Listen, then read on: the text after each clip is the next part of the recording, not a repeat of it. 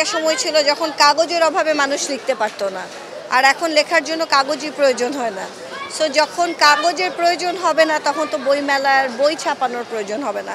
আমার বাবা বাংলাদেশ শিশু একাডেমির শিক্ষক ছিলেন, তো বাপি এই যে শিশু একাডেমিতে ক্লাস নিত এবং আমাকে ঘাড়ে করে বইমেলায় নিয়ে আসতো। তো এটা আসলে একদম ছোটোবেলা থেকে আমার সাথে অঙ্গাঙ্গিকভাবে জড়িয়ে আছে। বইমেলায় না আসলে মনে হয় কিছু একটা করিনি জীবনে।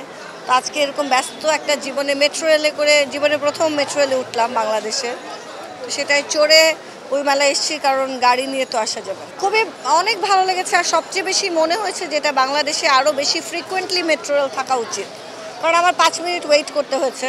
যদি 1 মিনিট পর পর মেট্রো রেল থাকতো তাহলে মনে হয় ট্রাফিক জ্যাম কমে যেত এবং মানুষ আরও বেশি বেশি কাজ করতে পারতো।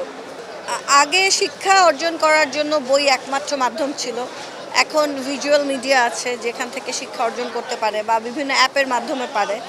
এই কারণে বই পড়াটা বিভিন্ন দিকে বিভিন্নমুখী হয়ে গিয়েছে মানুষ, কিন্তু মানুষের মধ্যে যদি জানার চেষ্টা থাকে বা জানার ইচ্ছা থাকে তাহলে আমি বিষয়টাকে পজিটিভভাবে দেখি।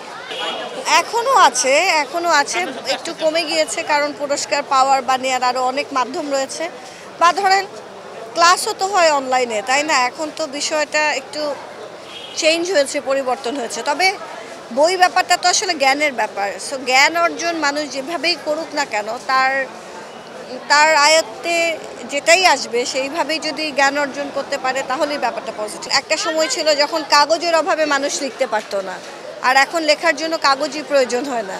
সো যখন কাগজের প্রয়োজন হবে না তখন তো বইমেলার বই ছাপানোর প্রয়োজন হবে না। সো তখন অনলাইন উৎসব হবে, ভার্চুয়ালি উৎসব হবে, এইভাবে বইমেলা টিকে থাকবে। কিন্তু মানুষের তো জ্ঞান অর্জন করতে হবে, জ্ঞানের কোনো শেষ নেই। ভালোবাসার ব্যাপারটা আসলে খুবই গুরুত্বপূর্ণ মানুষের জীবনে বা প্রাণীকুলে। আপনি একজন প্রাণীকে ভালোবাসা দিবেন, সে আপনাকে সেটার বিনিময়ে ভালোবাসা দিবে। এবং আমি মনে করি যে পৃথিবী টিকে আছে ভালোবাসার উপরে।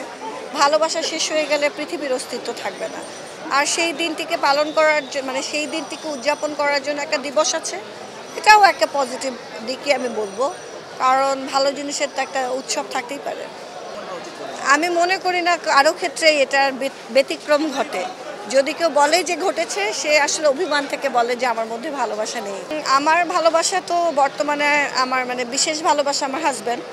তো তার সাথে কালকে রাতে খুবই একটা ক্রুশিয়াল দিন কেটেছে, কারণ আমাদের নতুন একটা ফার্ম দিয়েছি আমরা, ট্রুগ্যানিক। সো আমাদের একটা ভেড়া মারা গেছে, তো তাকে ব্যবস্থা করেছি রাত 2টো পর্যন্ত। তারপরে সকাল থেকে কাজ করছি, এখনও দেখা হয়নি, তবে সেও আমার অপেক্ষায় আছে, আমিও তার অপেক্ষায় আছি। সে যে আমার সাথে এখানে আসবে সেটাও সম্ভব হয়নি, কারণ সে ব্যবসা করছে। তো আমরা দুজনই ইগারলি অপেক্ষা করছি কাজ সেরে। আমিও এখানে কাজে এসেছিলাম, সো কাজ সেরে একসাথে হব এবং ভালোবাসা দিবসটি পালন করব।